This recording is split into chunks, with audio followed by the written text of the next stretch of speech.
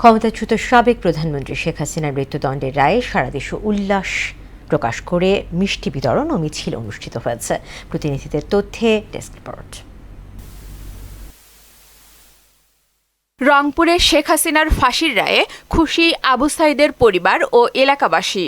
সরকারের কাছে দাবি ভারত থেকে নিয়ে আসার জন্য, নিয়ে এসে যেন ফাঁসি কার্যকর করে আমার জীবন দশায় আমি যেন দেখতে পাই। না, হাসিনাকে বাংলার মাটিতে এনে এই রায় কার্যকর করতে হবে। রাজশাহীতে সাহেববাজার 0 পয়েন্টে মহানগর এনসিপির নেতৃবৃন্দের উদ্যোগে মিষ্টি বিতরণ করা হয়েছে। খুনি হাসিনা সহ অন্যান্য যে আসামিরা পালিয়ে গেছে তাদেরকে বাংলাদেশে ফিরিয়ে এনে তাদের এই রায় বাংলাদেশে কার্যকর হবে, এই আশাবাদ আমরা ব্যক্ত করছি। শেখ হাসিনার ফাঁসির রায়ে কেরানীগঞ্জে বিএনপির অঙ্গ সংগঠন ও বিভিন্ন শ্রেণী পেশার মানুষ আনন্দ মিছিল ও মিষ্টি বিতরণ করেছে। রায় তো আসলো, এটাতে আমরা খুশি। ধন্যবাদ বিচার ব্যবস্থাকে, আরো ধন্যবাদ জানাবো যখন সত্যিকারে তাকে ধরে এনে ফাঁসির কাছে ঝুলানো হবে। আমরা জনগণ এবং ছাত্রদের নিশ্চয়তা এবার পাবো ইনশাআল্লাহ হাসিনার ফাঁসির মাধ্যমে। আনন্দ মিছিল ও মিষ্টি বিতরণ করা হয়েছে জয়পুরহাট শহরেও।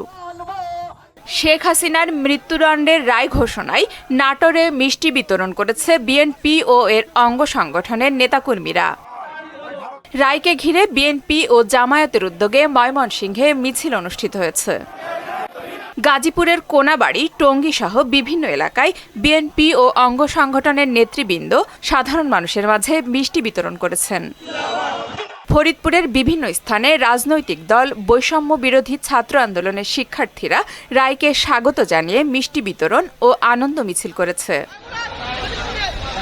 আফরিন পপি, মোহনা সংবাদ।